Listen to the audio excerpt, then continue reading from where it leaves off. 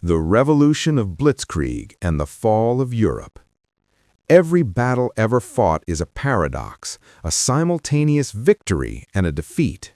It simply depends on which flag you fly and which side of the line you stand on. But in the context of the Second World War, these clashes were more than just exchanges of fire. They were the deciding factors for the very survival of modern civilization.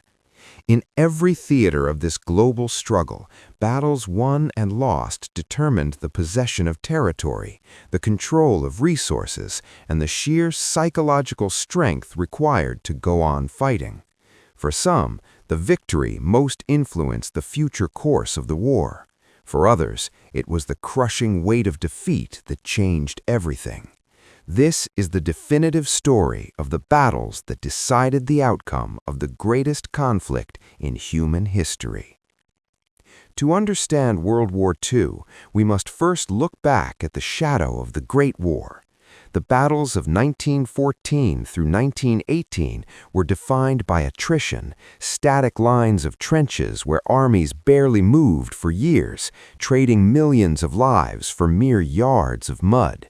But as the world plunged into darkness again in 1939, a new era of warfare was born. This was no longer a war of shovels and barbed wire. This was a war of the engine, the tank, and the radio. It was the era of blitzkrieg, commando raids, massive amphibious landings, and mobile warfare. The first great turning point began in May 1940. Adolf Hitler was a man who understood the gamble. He knew that if Germany entered another long war of attrition like the First World War, they would lose. He needed a quick, decisive strike to knock France and Britain out of the fight. His generals were terrified. They remembered the 4-year stalemate of their youth. But Hitler pushed for speed. While the Allies expected a repeat of the old Schlieffen Plan, the Germans did the unthinkable. They concentrated their armor in the Ardennes forest. The French believed the Ardennes was impenetrable to tanks. They were tragically wrong.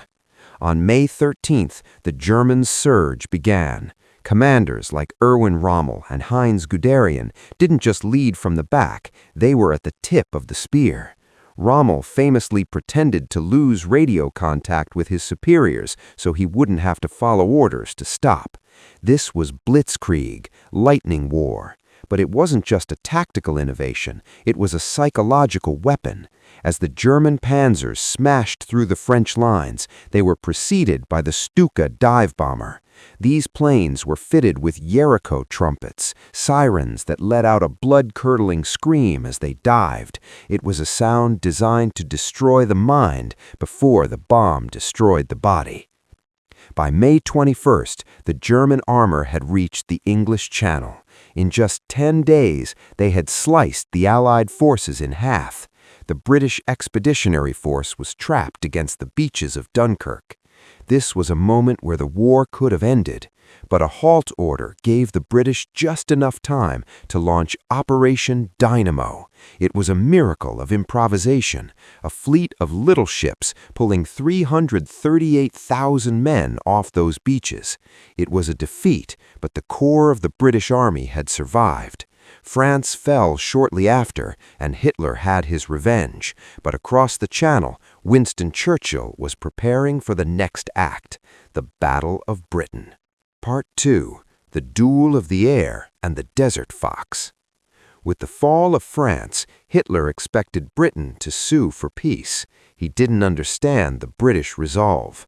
To invade England, Germany first had to win control of the skies. This began the Battle of Britain, the first major campaign fought entirely in the air. The Luftwaffe, led by Hermann Göring, vastly outnumbered the Royal Air Force, but the British had a secret weapon, radar.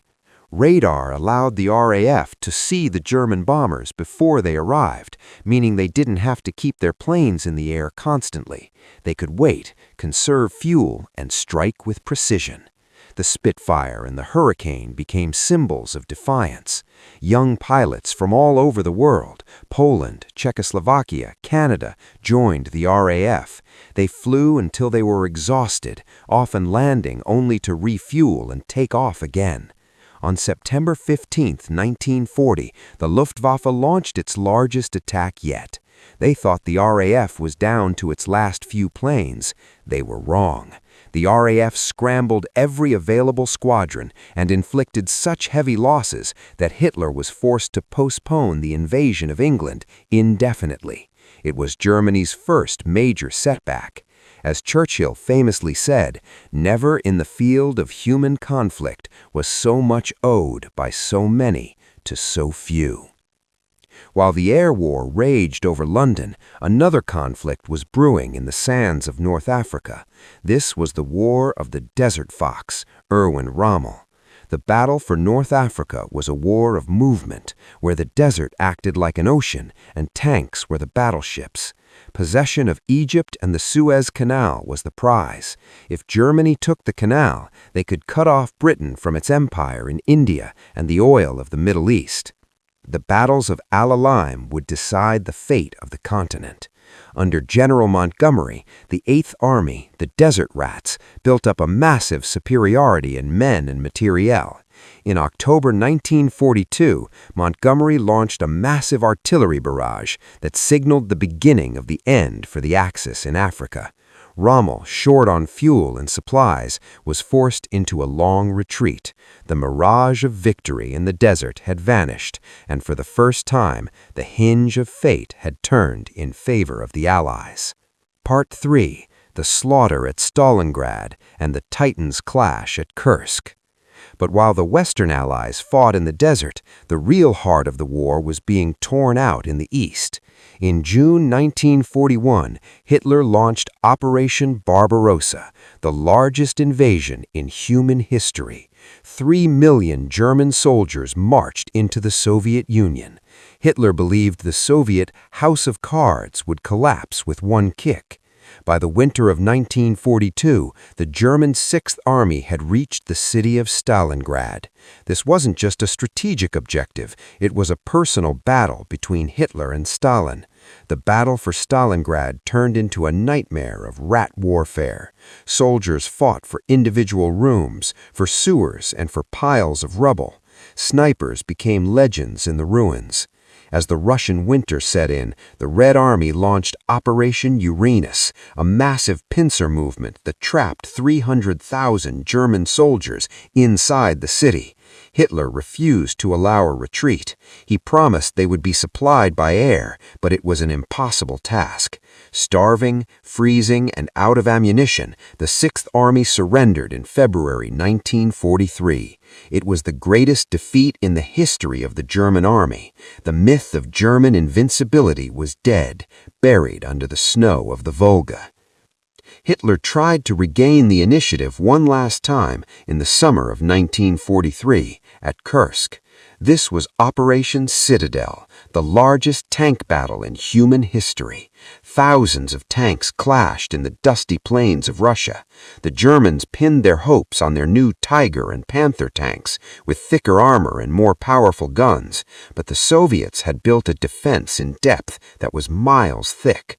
The slaughter at Prokhorovka, a small railway station at the heart of the Kursk salient, was a scene of industrial carnage. Tanks rammed each other at point-blank range. The air was thick with the smell of burning oil and human flesh. Although the Germans inflicted heavy losses, they could not break through.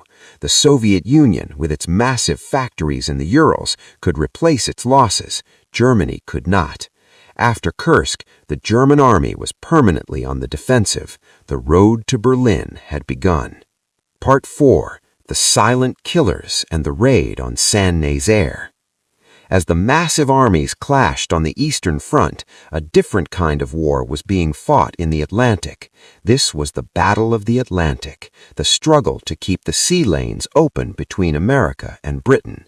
Churchill later admitted that the only thing that ever truly frightened him during the war was the U-boat peril. German wolf packs of submarines were sinking merchant ships faster than they could be built. If the U-boats won, Britain would starve. But the Allies fought back with technology. They used sonar, long-range patrol planes, and most importantly, they broke the German Enigma code. This allowed the RAF to steer convoys away from the waiting submarines. To support the naval war, the British launched daring commando raids. One of the most incredible was Operation Chariot, the raid on the dry dock at Saint-Nazaire. The goal was to destroy the only dock on the Atlantic coast capable of repairing the German massive battleship Tirpitz. The British took an old destroyer, the HMS Campton boat, packed it with 4 tons of explosives, and rammed it straight into the dock gates. Commandos jumped off the ship and fought a desperate battle through the streets of the port. The next morning, as German officers were inspecting the ship, the explosives detonated, destroying the dock and killing hundreds.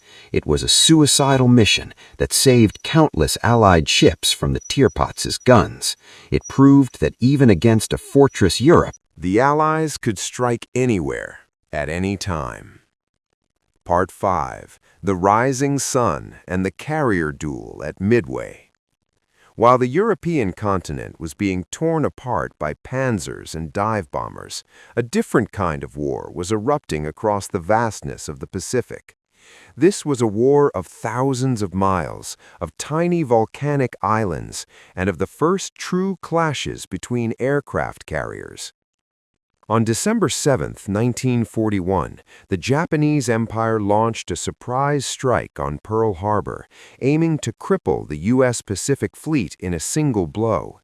It was a tactical masterpiece, but a strategic blunder of the highest order.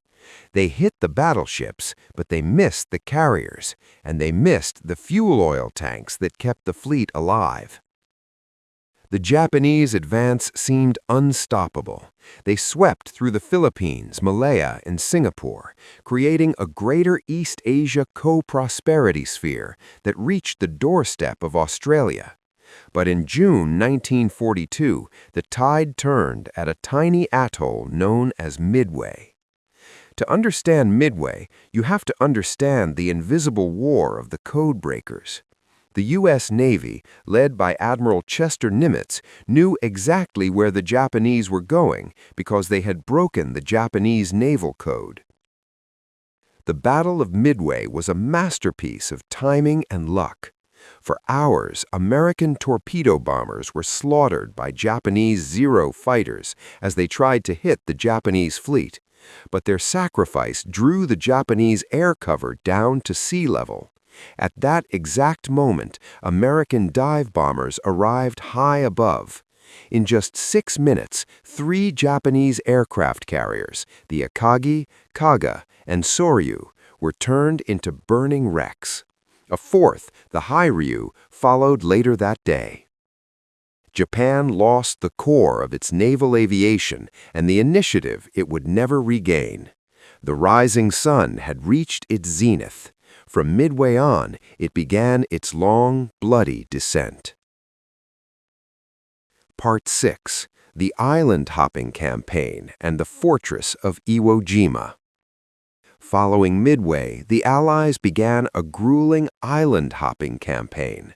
The strategy was simple but brutal. Bypass the most heavily fortified Japanese islands and capture key airfields to move the unsinkable front line closer to the Japanese home islands. This brought us to places whose names are now etched in history: Guadalcanal, Tarawa, Saipan, and the Pacific Sea. By early 1945, the Americans reached Iwo Jima. To the Japanese, Iwo Jima was not just an island, it was sacred soil, part of the Tokyo prefecture. General Tadamichi Kuribayashi knew he could not win the battle, so he changed his strategy. He told his men there would be no more banzai charges. Instead, they would hide in 11 miles of tunnels and caves carved into the volcanic rock. He ordered every man to kill 10 Americans before they died. For 36 days, the U.S. Marines fought for every yard of sand. The battle was so intense that more medals of honor were awarded for Iwo Jima than for any other single operation in the war. The famous flag raising on Mount Suribachi became an icon of American resolve, but it happened only 5 days into a battle that would last a month longer. Iwo Jima taught the Allies a terrifying lesson. The closer they got to Japan, the more fanatical the defense would become. Part 8. Operation Overlord and the Longest Day. All of these battles, the desert, the islands, the mountains of Italy, were merely the preamble to the main event. By 1944, the Soviet Union was demanding a second front to take the pressure off the Red Army. The result was Operation Overlord, the invasion of Normandy. This was the largest seaborne invasion in history, a logistical miracle involving 3 million men, 7,000 ships, and 11,000 aircraft. On June 6, 1944, D-Day, the Allies struck 5 beaches: Utah, Omaha, Gold, Juneau, and Sword. The success of the invasion hung in the balance. At Omaha Beach, the American 1st and 29th Divisions ran into a murder hole of German machine gun fire and artillery. For several hours, it looked as though the landing might fail.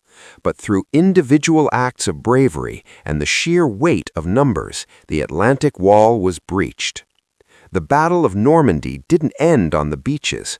For the next 2 months, the Allies were bogged down in the bocage, the thick hedgerows of the French countryside. Each field was a natural fortress for the Germans. It wasn't until Operation Cobra in July, a massive breakout led by Patton's Third Army, that the German front collapsed. The liberation of Paris followed, and the road to Germany was finally open. Part 9. The Last Gasp. The Battle of the Bulge. By December 1944, the Allies were brimming with a dangerous level of confidence. They were at the gates of Germany, and many believed the war would be over by Christmas. But Adolf Hitler had one last card to play. In the early morning mist of December 16th, he launched Operation Watch on the Rhine, known to history as the Battle of the Bulge. Using the same impenetrable Ardennes forest they had used in 1940, the Germans caught the Americans completely off guard. This wasn't the sophisticated Wehrmacht of 1940, however.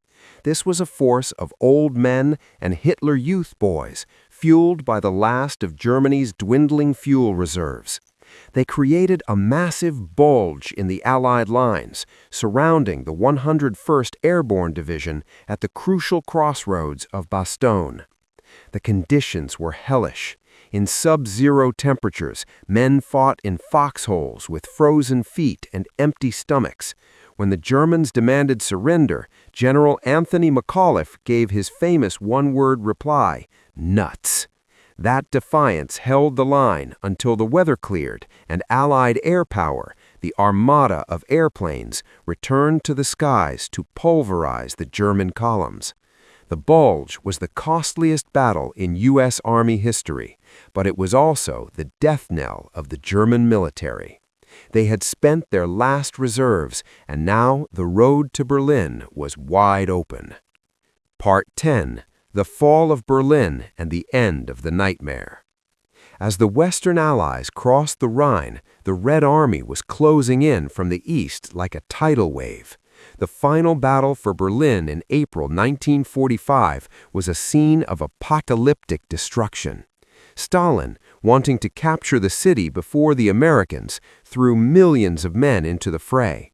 The Germans, desperate and cornered, fought for every street and every basement. In the end, the red flag was raised over the Reichstag, and the man who had started the nightmare, Adolf Hitler, took his own life in a bunker beneath the ruins. On May 8, 1945, the war in Europe was finally over. But the world would soon learn the full cost of the victory. As Allied soldiers entered the concentration camps, they discovered the true face of the evil they had been fighting. The Holocaust remains the darkest stain on human history, a reminder of what happens when the world remains silent in the face of tyranny. Part 11. The Atomic Shadow and the Final Surrender. While Europe celebrated, the Pacific was still in flames. The battles of Okinawa and the firebombing of Japanese cities had shown that an invasion of the Japanese home islands would cost millions of lives. This led to the most controversial and world-altering decision in history, the use of the atomic bomb. On August 6th and 9th, 1945, Hiroshima and Nagasaki were leveled. The power of the sun had been harnessed for destruction.